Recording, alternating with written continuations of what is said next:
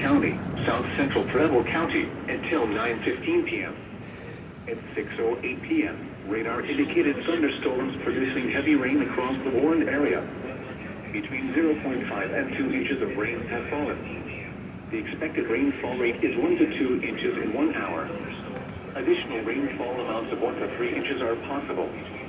Flash flooding is ongoing or expected to begin shortly. Hazard: flash flooding caused by thunderstorms. Source: radar.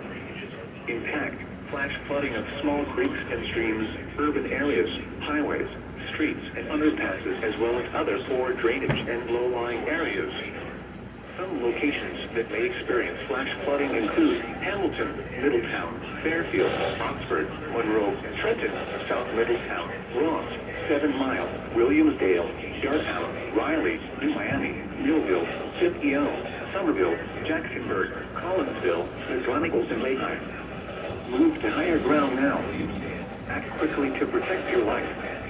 To report flash flooding, go to our website at weather.gov/ILN and submit your report via social media when you can do so safely.